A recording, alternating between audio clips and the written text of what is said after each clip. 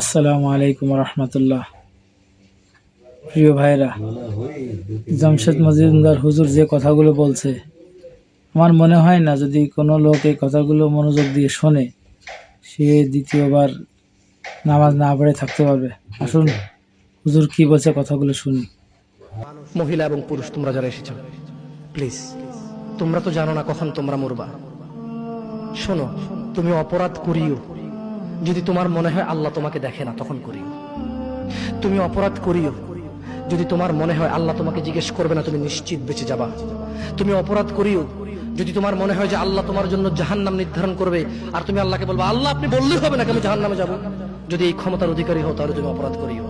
তোমাকে বলি, মহিলা, মা, বোন, চাচা, চাচি, নামাজ ছাড়া মানুষ মুসলমান থাকে না। ওয়াল্লাহি আমি বলছি না কোথায় বাঁধবেন, তর্ক পরে। আমি বলছি আপনি নামাজটা স্টার্ট করেন। আমি বলছি না যে তারা ওই 20 রাকাত পড়বেন না 8 রাকাত পড়বেন। আমি বলছি যে আপনি পড়েন, 2 রাকাত হইলেও পড়েন। আমি বলছি যে আপনি ঈশার নামাজ 15 রাকাত দরকার নেই, আপনি শুধু 4 পড়েন। আমি কি বলছি সুন্নত বাদ দিতে? আমি বলছি যে তুমি পড়ছো না, শোনো, ভয় পেও না। ঈশার নামাজ 15 রাকাত তোমার উপরে ফরজ নয়। আমি তোমাকে না করছি না 15 রাকাত পড়তে। আমি বলছি যে তুমি নামাজই পড়ো না, 4 পড়ো। এই 4 রাকাত ঈশা না পড়লে তুমি মুসলিম নও। 3 রাকাত মাগরিব না পড়লে তুমি মুসলিম নও। 4 রাকাত আসর না পড়লে তুমি মুসলিম নও। দেখো, আমাকে দোষ দিও না। বুখারী খোলো, সালাত অধ্যায়ে যাও, আযান অধ্যায়ে যাও। আল্লাহর নবী বলেছে, তারা ওরা কাফির, ওরা মুশরিক, ওদের আর আমি মুহাম্মদুর রাসূলুল্লাহ সাল্লাল্লাহু আলাইহি ওয়াসাল্লামের উম্মতের মধ্যে পার্থক্য হচ্ছে নামাজ। ও সাহাবা, ও উম্মত, তুমি চিনবা মুহাম্মদের উম্মতকে সাল্লাল্লাহু। ও আমার উম্মত, তুমি কি আমার উম্মতকে চিনতে চাও? শোনো, তারা যারা আমার উম্মত না, আর এরা যারা আমার উম্মত। ওটা আমার উম্মত যারা নামাজ পড়ে না, আমার উম্মত। তুমি আল্লাহর নবীর উম্মত ছাড়া কিভাবে মুসলমান হবা? তোমাকে আমি বলি, নামাজটা ছাড়ি প্লিজ। তুমি যে যে অপরাধে লিপ্ত আছো ছেড়ে দাও, চেষ্টা করো, কিন্তু নামাজটাকে তুমি এখন থেকে করবা। তোমার ফজর মিস হওয়া চাই না। তুমি যদি সারা জীবন নামাজ না পড়ো, আমার যায় আসে না। তুমি যদি সারা জীবন নামাজ পড়ো, আমার কিছু লাভ আছে। তুমি নামাজ পড়লে নাকি আমি আমার লাভে কথা বলছি। শোনো, তুমি নামাজ না পড়লেও আমার লাভ আছে। কি? ইন্নামাল আমালু বিন্নিয়া। আমি নেকির উদ্দেশ্যে কথা বলছি, আমার নেকি হয়ে যাবে। কে ঠেকাবে? তুমি তো আর আল্লাহকে ঠেকাইতে পারবা না। তুমি নিজেকে না নামাজ থেকে বিরত রাখতে পারবা, আল্লাহ যদি নেকি দেয় ঠেকাইতে পারবা? তাহলে আমরা সবাই মিলে বলি, আল্লাহর দিকে তাকিয়ে শেভ করিয়েন না। দেখেন, এটা অনেক কিছু না, এমন না যে শেভ করলে আপনি একেবারে কাফের হয়ে গেছেন, মুশরিক হয়ে গেছেন, এমন না। লজ্জা থাকা উচিত। কিভাবে কাটতেছে? কিভাবে? মহিলার ওঠে না, আপনার ওঠে, কেমনে কাটতেছেন? গলা কেটে দিবেন? কাটবেন না কেন? এটা হারাম। এটা কাটো তো হারাম। শুকর খাওয়া কি হারাম? এই যুবক, তুমি দাও, সবাই লক্ষ্য করবেন না। ওকে কেউ ভিডিও করিও না, পরে লজ্জা পাবে ইন্টারনেট আসলে। তোমাকে এখন শুকরের মাংস দেবো, খাবা? কেন খাবা না? জোরে বলো। আপনি শুকরের মাংস খাবেন? আপনি কুকুরের মাংস খাবেন? কেন খাবেন না? কেন? কেমন হারাম? শুকরের মাংস খাওয়া কি হারাম? এই এখানে তেলারা ভেবে বলছি না। কেউ কি রাজি হবে তার বোনের সাথে জানা করতে? কেন? কেন? তো নামাজ না পড়া কি? শুকরের মাংস খাচ্ছ না হারাম দেখে নামাজ ছেড়ে দিচ্ছ, তো সেটা তো হারাম।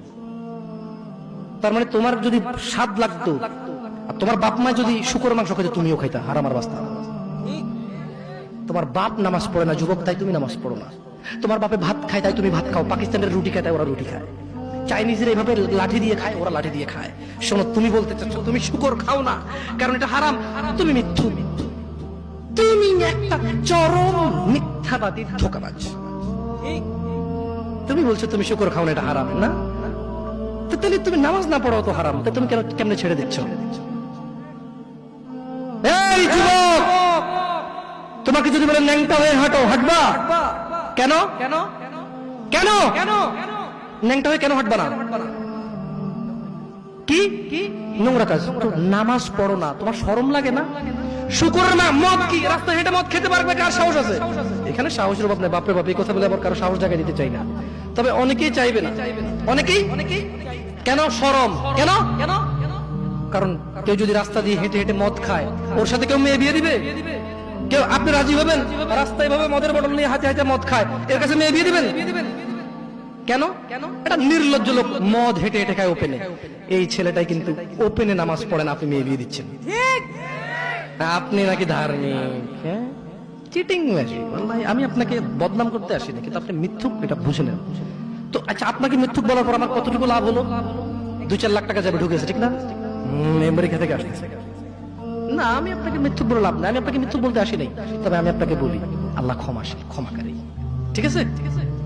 আপনি সত্য দাবিদার হবেন। একটা ছেলে প্রকাশ্যে মদ খেলে আপনি তার সাথে মেয়ে বিয়ে দেন না। একটা ছেলে প্রকাশ্যে নামাজ আদায় করে না।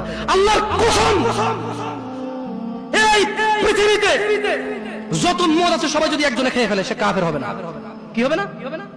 কিন্তু এক ওয়াক্ত নামাজ ছেড়ে দিলে কাফের। ঠিক। আপনার কাছে মদ খাওয়াটা, আমি কি মদ খাওয়াকে ছোট করে দেখতেছি তার মানে না? এখন কিছু লোক বলে, জামশেদ ভাই বলছেন নামাজ না পড়া অনেক বড় অপরাধ, আর মদ খা তুই পুরো পৃথিবী সব খেয়ালা কিছু। আমি মনে হয় এটা বলছি, ঠিক না?